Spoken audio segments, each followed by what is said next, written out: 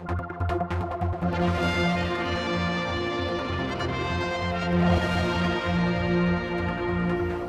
up at the Brawl Suite for a briefing with the Manx Educational Foundation. Kurt is with us. We've met many times talking about, obviously, the big news that's breaking today.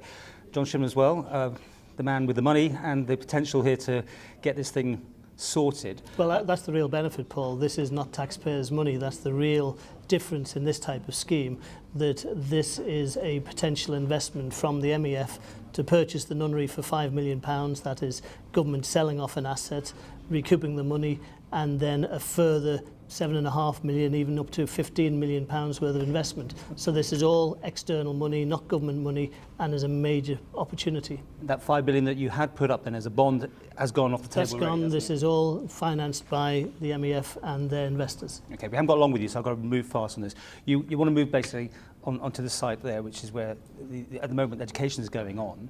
The college is there. The Nunnery, you want to buy it? You've got to find at least the value of the £5 million, but also the money to invest to get it done. So it's £12 million? £12.5 million is the commitment that we need to show before we can actually press the red button, so to speak.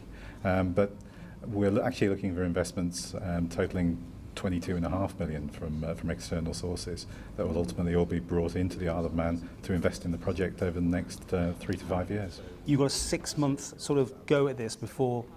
But this has been going on for 2 years. Many people will have been aware of the previous ideas.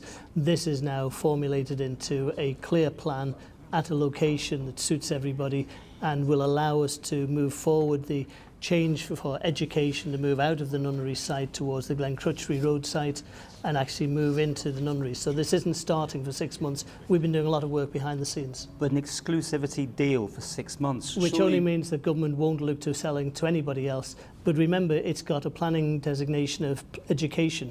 So it is keeping it as an education facility, and if we were to be looking to sell it, then we would have to go through a whole planning process. So this is maintaining education, but instead of government directly funding it, this is purely coming from the charity. Okay, I mean, you've looked at other places. Is this your final one now? You're happy with this? Because, I mean, Castlemona was your favourite choice.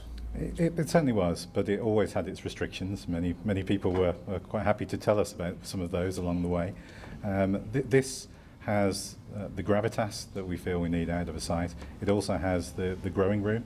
So in the fact that it's a 40-acre site, we don't have to go anywhere else to take our plans forward 10 years and beyond.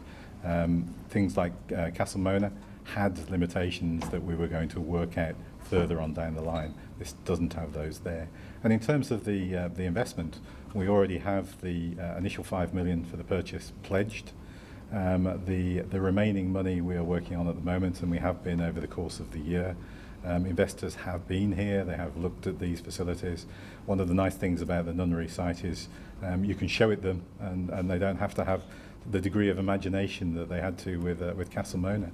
Students, therefore, will be benefit to the economy on some of that, but you're going to put these pods in place, so that's no hotel's going to be happy that they're going to get any benefit out of you, are they? Well, that's only initially. We've got a plan to have 650 students plus sitting within this ultimately when it gets up to full speed. Now, we haven't determined what exactly our accommodation policy is going to be for all those students all of the time.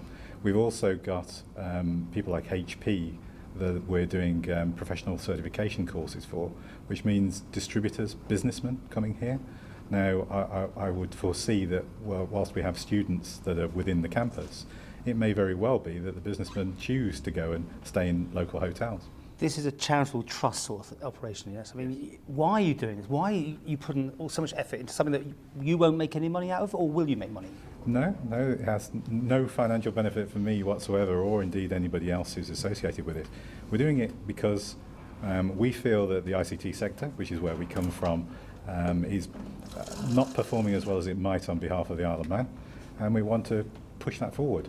If I can say from an economic point of view, we know that ICT is a real shortage area. We understand all of the questions people will have about this, and we'll get as much information out there as we can in the weeks and months ahead. But this is really an opportunity to bring students into our island, spending money on our island, and reclaiming some of that money that our students spend in the United Kingdom.